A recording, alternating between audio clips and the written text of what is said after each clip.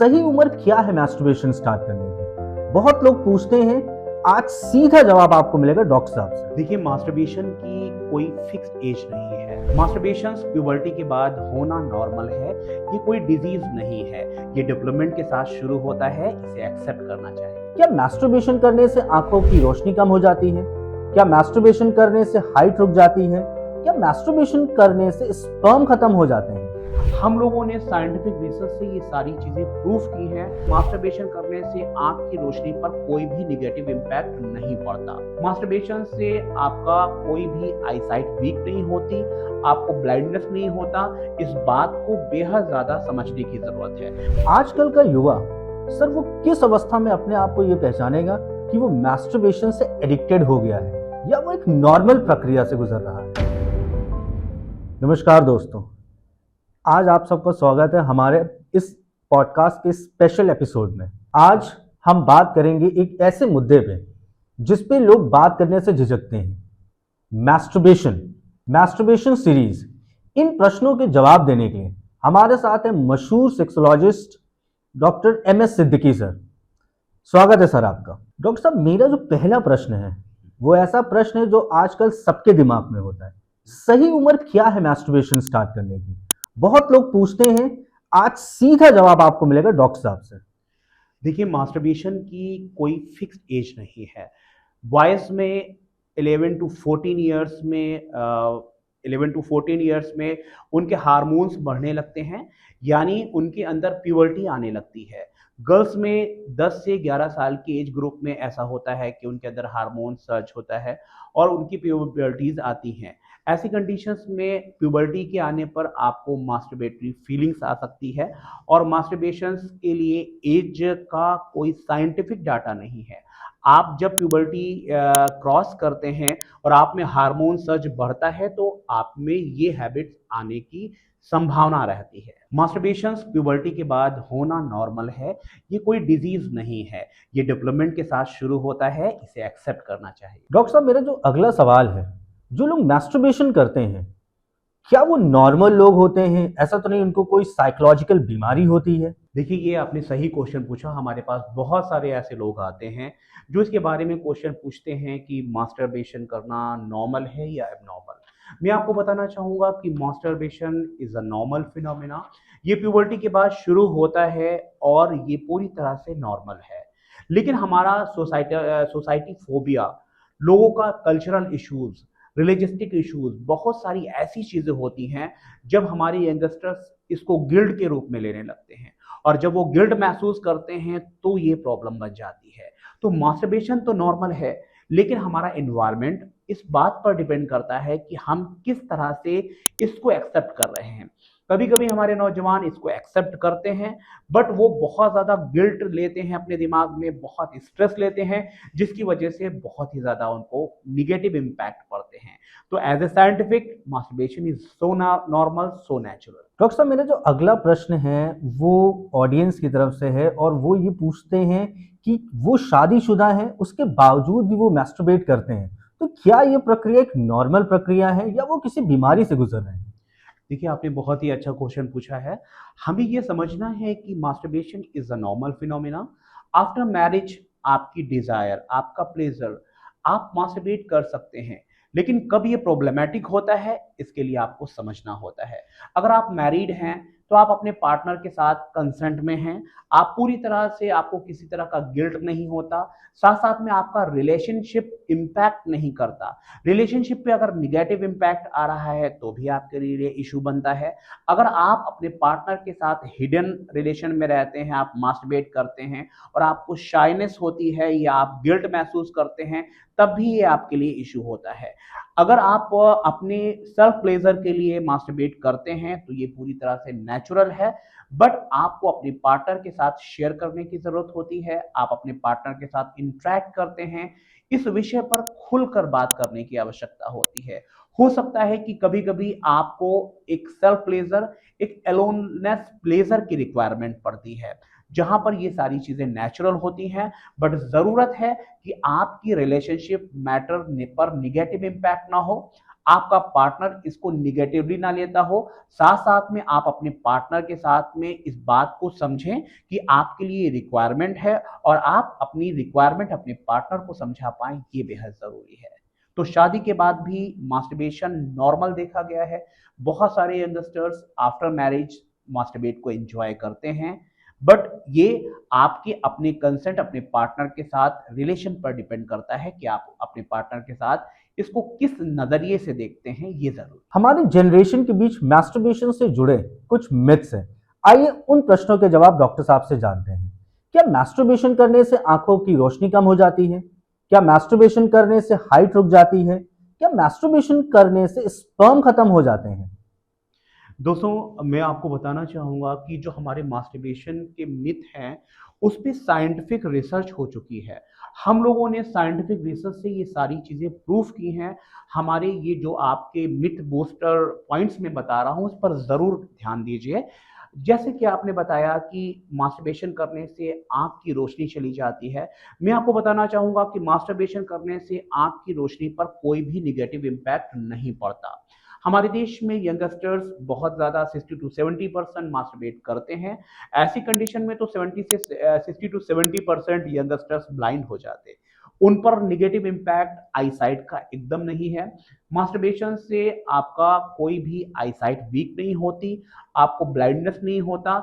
इस बात को बेहद ज़्यादा समझने की ज़रूरत है। कभी कभी हमारे यंगस्टर सोचते हैं कि हम मास्टरबेट करते हैं जिसकी वजह से हमें बहुत ज़्यादा स्पेक्ट हैवी पार्ट का लग रहा है, हमें चश्मे लगाने की रिक्वायरमेंट पड़ती है, हमारे आईसाइट के इश्यूज आते हैं। ऐसा एकदम भी नहीं है। डब्ल्यूएचओ की गाइडलाइन के साथ में रिसर्च डाटा के साथ ये प्रूव हो चुका है कि मास्टरबेशन एक हेल्दी प्रोसेस है। इसको हमें समझने की जरूरत है। दूसरा क्वेश्चन आपने कहा कि क्या मास्टरबेशन करने से हाइट बहुत ज़्यादा ग्रो नहीं करती। मैं आपको बताना चाहूँगा कि हमारी बॉडी में ग्रोथ हार्मोन होते हैं और ये ग्रोथ हार्मोन का कोई भी इम्पैक्ट मास्टरबेशन पर निगेटिव नहीं होता। हमारे ग्रोथ हार्मोन हमारी डाइट्स पर, हमारी एक्सरसाइज पर और हमारी इन्वायरमेंटल और जेनेटिक्स पर डिपेंड करते हैं। तो ऐसी कंडीशंस में मास्टरबेट करने से आपका पर्टिकुलर हाइट नहीं बढ़ती। ये पूरी तरह से मिथ है और इसको आपको रिमूव करना है अपने ब्रेन से, क्योंकि जितना ज़्यादा आप साइंटिफिक डाटा अपने ब्रेन में रखेंगे, आपकी सेक्सुअलिटी बेहतर होती जाएगी, आपकी सेक्सुअल हेल्थ बेहतर होती जाएगी। साथ में हमारे मित्र ने ये क्वेश्चन भी पूछा कि क्या मास्टरबेशन करने से स्पर्म कम हो जाते हैं। काफी अच्छा क्वेश्चन है। हमारे नौजवान ये सोचते हैं कि हम जिस चीज का उपयोग कर रहे हैं वो काफी कभी ना कभी खत्म तो हो जाता होगा। मैं आपको बताना चाहूंगा कि जो स्पर्म मेटाजेनेसिस है, यानी टेस्टिकल में स्पर्म बनने की जो प्रोसेस है, वो जीवन पर्यंत चलती रहती है। यानी स्पर्म मेटाजेनेसिस से स्पर्म फॉर्म होते रहते हैं। अगर आप मास्टरबेट करते हैं तो आप स्पर्म रिलीज करते हैं, लेकिन स्पर्म मेटोजेनेसिस होती रहती है। ऐसी कंडीशंस में मास्टरबेशन करने से स्पर्म कंप्लीटली खत्म नहीं होते। नॉर्मल पैरामीटर्स आपके टेस्टिकल में स्टोर रहता है। तो ये जो मिथ है कि आप मास्टरबेट करते हैं और उसके बाद में स्पर्म खत्म हो जाते हैं, हमारे बहुत सारे क्वैक इस विषय पर बात करते हैं। वो आपको डराते हैं कि मास्टरबेशन करने से आपके स्पर्म खत्म हो जाएंगे, भविष्य में आपको बेबी प्लान करने में दिक्कत होगी, आप पिता नहीं बन पाएंगे।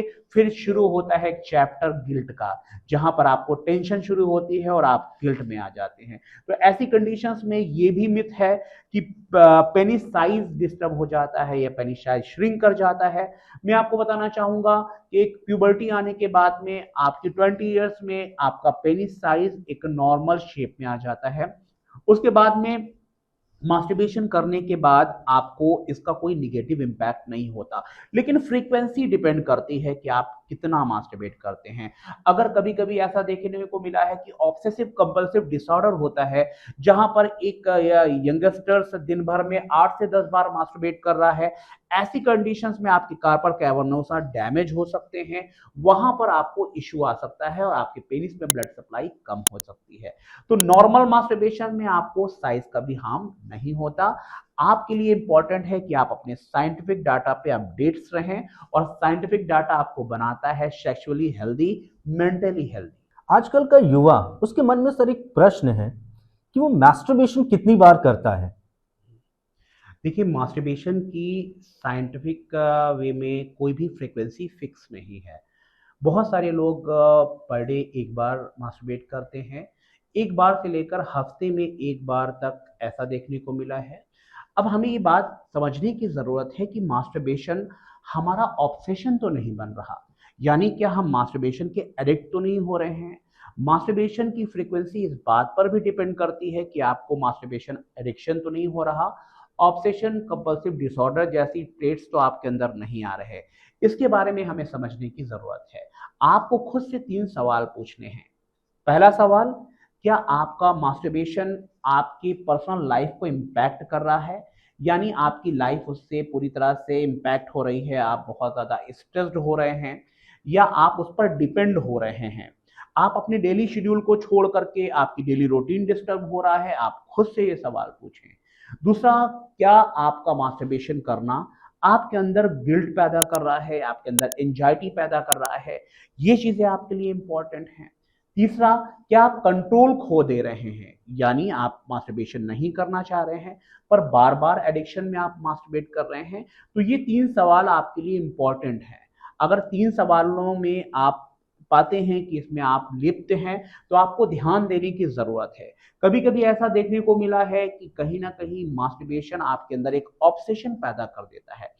सपोज आप अपने ऑफिस में हैं और ऑफिस के दौरान आप अपनी डेली रूटीन से हटकर आपको एडिक्शन मास्टरबेशन का हो रहा है, तो आपकी डेली लाइफ आप इम्पैक्ट कर रही है। कभी कभी ऐसा होता है कि आप अपने इंपॉर्टेंट काम को छोड़कर इस प्रक्रिया में लग जाते हैं, तब भी आपकी लाइफ इम्पैक्ट हो रही है।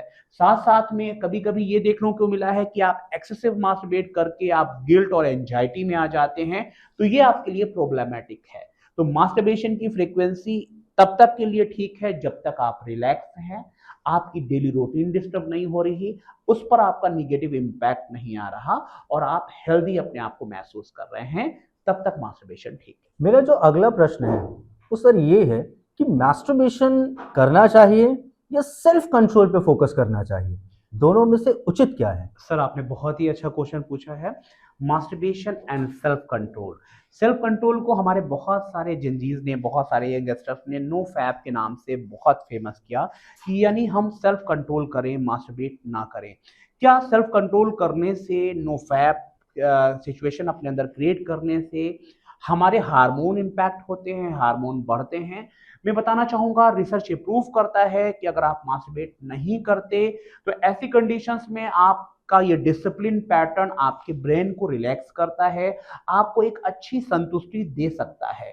पर मैं आपको बताना चाहूँगा, ऐसा कोई भी साइंटिफिक डाटा हमारे पास नहीं है कि मास्टरबेशन ना करने से आपके हार्मोन बढ़ते हों।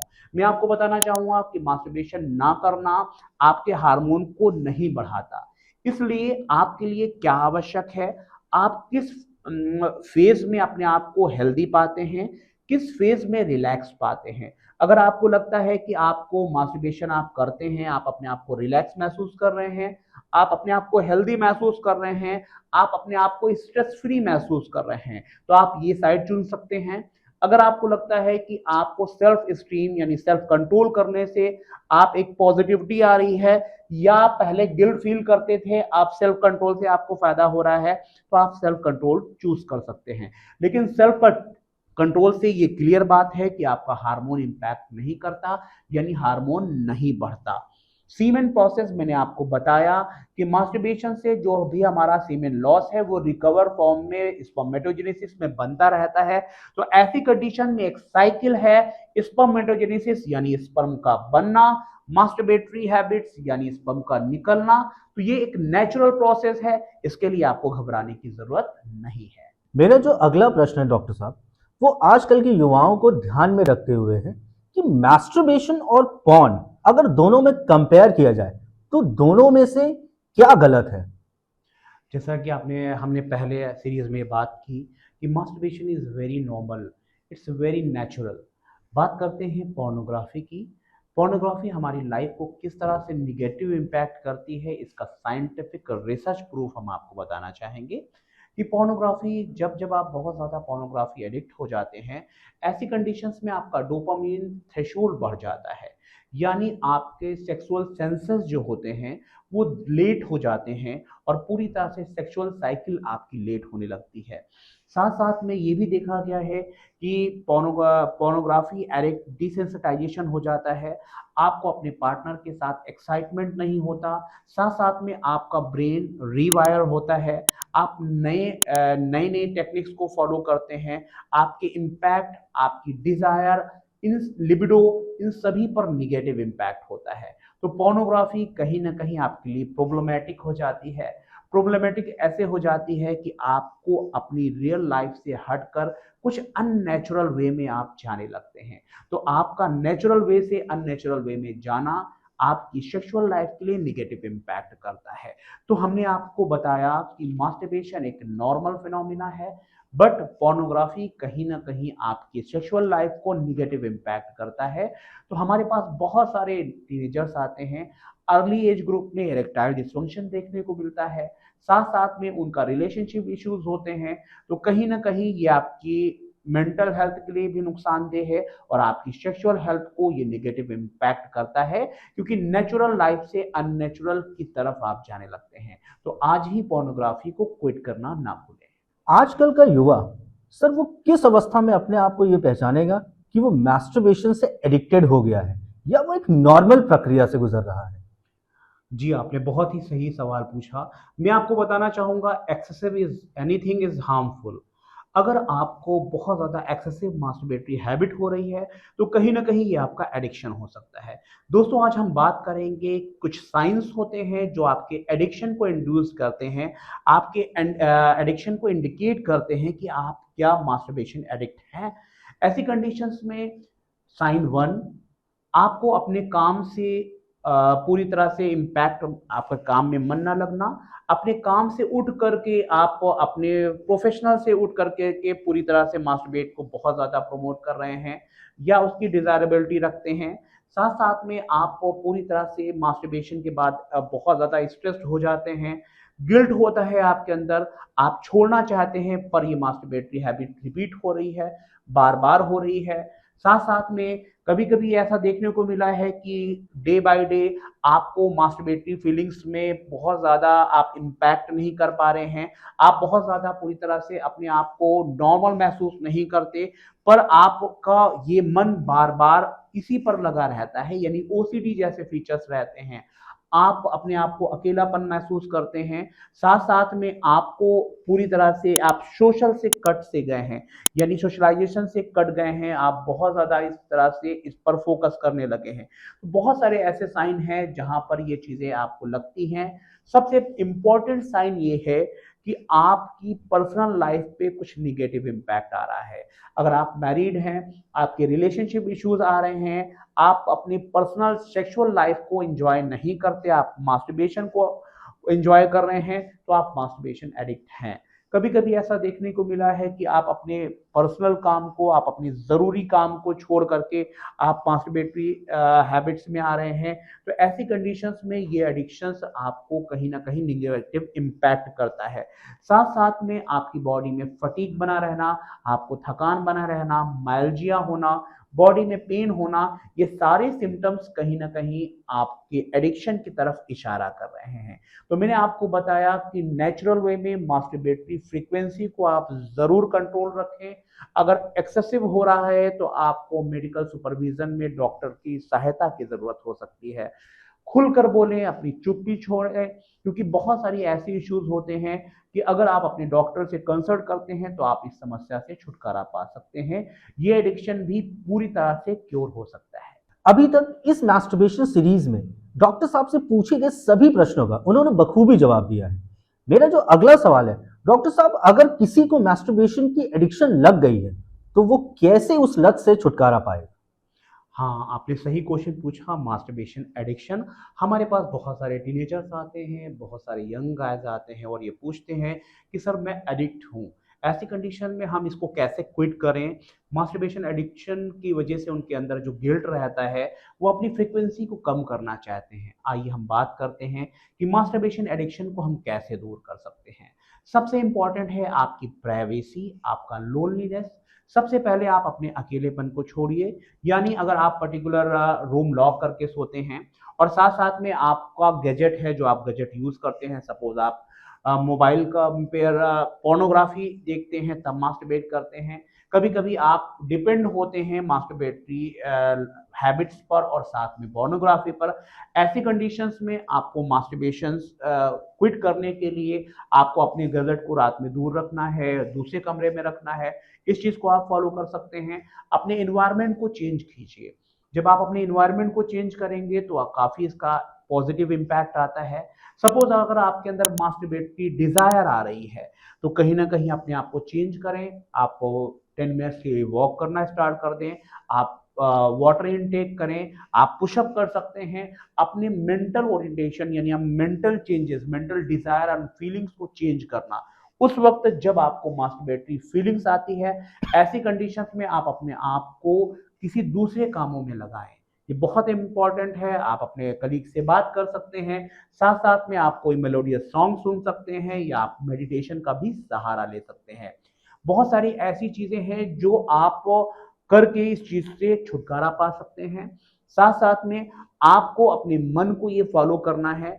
सपोज आप मास्टरबेशन पर डे करते हैं, आप अपने ब्रेन को ट्रिगर करिए कि मैं वीक में एक बार मास्टरबेशन करूंगा। आप उसके लिए डे डिसाइड करिए और आप उस डे पर अपने फोकस को प्रोसीड करें। कभी कभी ऐसा होता है कि मास्टरबेशन एडिक्शन की वजह से आपके अंदर जो निगेटिव इम्पैक्ट आ गया है, आपके अंदर जो गिल्ट आ गया है, वो आपकी लाइफ को बहुत ही ज्यादा परेशान कर रहा है। आप अपने डेली शेड्यूल को मैनेज नहीं कर पा रहे हैं। आप अपने करियर पर फोकस नहीं कर पा रहे हैं। आप इसी गिल्ट के सहारे डिजीज होते जाते हैं। तो ऐसी कंडीशन में इस एडिक्शन को दूर करने के लिए आपको नेचुरल लाइफ स्टाइल को फॉलो अप करें। साथ साथ में आप मेडिटेशन कर सकते हैं। आप डीप ब्रीदिंग कर सकते हैं। ये सारी टेक्निक आपके ब्रेन से मास्टरबेटरी फीलिंग्स को कम करती हैं और साथ साथ में आपको अपने ऊपर कंट्रोल, सेल्फ कंट्रोल आपके लिए बहुत इंपॉर्टेंट है। अगर आपने अपने मन में ठान लिया है तो आप इस समस्या से, इस प्रॉब्लम को जो आपने खुद अपनी प्रॉब्लम को इजाद किया है, यानी उसकी फ्रीक्वेंसी को बढ़ाकर आप एडिक्शन कैटेगरी में आ गए हैं, आप उसकी फ्रीक्वेंसी को कम करके आप फिर से बैक होकर के नॉर्मल मास्टरबेटरी हैबिट्स में आ सकते हैं। तो आप इसको जरूर ध्यान दें। मैस्टरबेशन सीरीज का हमारा जो आखिरी प्रश्न है, मैं डॉक्टर साहब से ये पूछना चाहूंगा, डॉक्टर साहब मैस्टरबेशन क्या है? एक एडिक्शन, एक गिल्ट या एक बीमारी? दोस्तों, जैसा कि मैंने आपको बताया कि मास्टरबेशन एक नेचुरल वे है सेल्फ सेटिस्फेक्शन का, सेल्फ प्लेजर का। दोस्तों, मैं आपको बताना चाहूंगा कि मास्टरबेटरी हैबिट के बाद आपका डोपामीन सर्ज होता है। आपको बहुत ज़्यादा प्लेजर फील होता है। कभी कभी आपका ये प्लेजर, आपका ये डोपामीन पूरी तरह से आप इस पर डिपेंड हो जाते हैं। यानी मास्टरबेशन के बाद निकलता हुआ डोपामीन आपको जो प्लेजर मोमेंट देता है, आप इस मोमेंट पर डिपेंड हो जाते हैं और आप एडिक्ट हो जाते हैं। ऐसी कंडीशंस में आप इस मोमेंट को बार बार पाना चाहते हैं। जब आप इस मोमेंट को बार बार पाना चाहते हैं तो आप बार बार मास्टरबेशन करते हैं। ऐसी कंडीशन में आपका बार बार मास्टरबेशन करना आपको पूरी तरह से मास्टरबेशन एडिक्शन की तरफ ले जाता है। फिर जब आप बार बार मास्टरबेशन करते हैं तो आपके दिमाग में, आपके मेंटल हेल्थ पे इसका निगेटिव इम्पैक्ट होता है। कभी कभी आपको पूरी तरह से ओवर मास्टरबेटरी हैबिट की वजह से गिल्ट आने लगता है।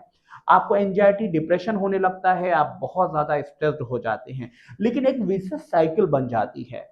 आपका मास्टरबेशन करना, आपको डोपामीन से प्लेजर मूवमेंट का होना, उसके बाद में आपको पूरी तरह से गिल्ट होना, एंजाइटी होना, उस एंजाइटी को दूर करने के लिए फिर से मास्टरबेटरी हैबिट आना और आपका प्लेजर मूवमेंट फिर से डोपामीन का रिलीज होना। ऐसी कंडीशन में आप एडिक्शन की तरफ जाते रहते हैं। तो अगर आपको आपका मास्टरबेशन तब तक आपके लिए बेहतर है जब तक आपको किसी तरह की मेंटल प्रॉब्लम्स नहीं होती, आपको स्ट्रेस नहीं होता, आपको टेंशन नहीं होता। अगर आपका मास्टरबेशन करना आपको बेहद नुकसानदेह इम्पैक्ट करता है, आपके अंदर एक गिल्ट लाता है, आपको घबराहट होने लगती है, आपको एंजाइटी होने लगती है, आपको भविष्य में अपनी फर्टिलिटी को लेकर इशू महसूस करने लगते हैं आप, तो कहीं ना कहीं आपके लिए प्रॉब्लमेटिक हो जाता है। ऐसी कंडीशन में आपको सीबीटी का सहारा लेना चाहिए। आपको कुशल सेक्सोलॉजिस्ट से मिलने की आवश्यकता होती है। तो दोस्तों, आज हमने मास्टरबेशन सीरीज में बात की। अगली सीरीज हमारी इंटीमेसी सीरीज रहेगी। अगर आपको हमारा ये पॉडकास्ट पसंद आया हो तो आप अगली सीरीज को जरूर देखें। दोस्तों, हमारा मकसद है कि हम सेक्सुअल लाइफ को बेहतर बनाएं, उसके लिए हमें सेक्सुअल एजुकेशन की ज़रूरत है। मैं doctor M S Siddiqui as a sexual medicine consultant मैं आपको बताना चाहूँगा कि अगर आपकी बहुत सारी आपके दिमाग में कोई मिथ है या आपकी क्वेरीज हैं और आप इन क्वेरीज को लेकर बहुत ज़्यादा परेशान हैं, तो आप हमारे कमेंट बॉक्स में अपने क्वेश्चन पूछ सकते हैं। हम कोशिश करेंगे कि आपके क्वेश्चन का सही जवाब, साइंटिफिक जवाब आपको दिया जाना चाहिए। मैं अपने इन्वेस्टर से, अपने जंजीर से ये भी बात करना चाहूँगा, कभी कभी आप जेमिनी, चैट जीपीटी, गूगल पर अपने क्वेश्चन पूछते हैं और कभी कभी वो क्वेश्चन आपको साइंटिफिक आंसर ना मिलने की वजह से आप निगेटिव इम्पैक्ट में आ जाते हैं, आप स्ट्रेस्ड हो जाते हैं। तो आपको अपने क्वेश्चन को साइंटिफिक लेवल पे आंसर पाने के लिए आप डॉक्टर से कंसल्ट करें। सेक्सुअल हेल्थ एक नॉर्मल विषय है। सेक्सुअल लाइफ के बारे में हम खुलकर बात करें। आपके सेक्सुअल इश्यूज जो भी हों, आप उसको पूरी तरह से नॉर्मल समझें और उस पर खुलकर बात करें। चुप्पी तोड़ें, खुलकर बात करें। ऐसा हमारा सपना है कि हम भारत देश को एक बेहतर सेक्स एजुकेट कर पाएं और साथ साथ में अपने युवाओं को स्वस्थ बना पाएं। It's my dream to healthy youth, healthy India.